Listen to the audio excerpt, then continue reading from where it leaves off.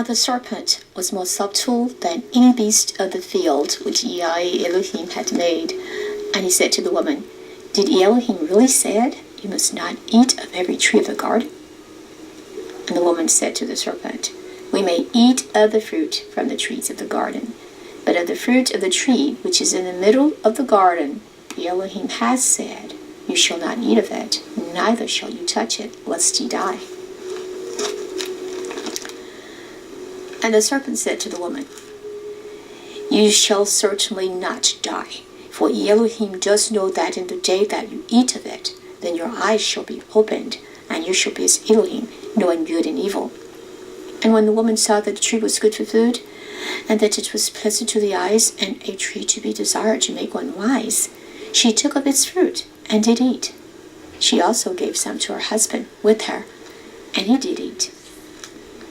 Then the eyes of both of them were opened, and they knew that they were naked, and they sewed fig leaves together, and made themselves aprons. And they heard the sound of Yahweh Elohim walking in the garden in the cool of the day.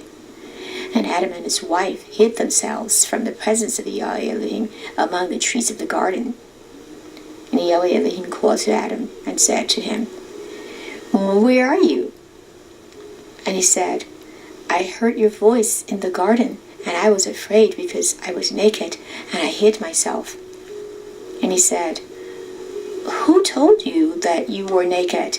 Have you eaten from the tree of which I commanded you that you should not eat from? And the man said, The woman you gave to be with me, she gave me of the tree, and I did eat. And Yahweh Elohim said to the woman, What is this that you have done? And the woman said, The serpent deceived me, and I did eat. And Yahweh Elohim said to the serpent, Because you have done this, you are cursed more than all livestock, and more than every beast of the field. Upon your belly you shall crawl, and dust shall you eat all the days of your life. And I will put enmity between you and the woman, and between your seed and her seed. He shall crush your head, and you shall crush his heel. To the woman he said, I will greatly multiply your sorrow and your conception. In sorrow you shall bring forth children, and your desire shall be to your husband, and he shall rule over you.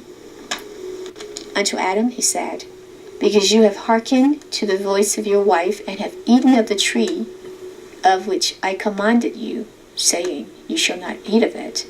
Cursed is the ground for your sake. In sorrow shall you eat of it all the days of your life. Thorns also and thistles shall it bring forth to you, and you shall eat the plants of the field. By the sweat of your face shall you eat bread, until you return to the ground, since from of it you were taken. For dust you are, and to dust you shall return. And Adam called his wife's name Chava, because she was the mother of all living. To Adam also and to his wife did Yahweh Elohim make coats of skins, and clothe them. And Yahweh Elohim said, See, the man has become as one of us, to know good and evil. And now, lest he put forth his hand, and take also of the tree of life, and eat, and live forever. Therefore Yahweh Elohim banished him from the Garden of Eden, to till the ground from which he was taken. So he drove out the man, and he placed at the east side of the Garden of Eden cherubim, and a flaming sword, flashing back and forth, to guard the way to the tree of life.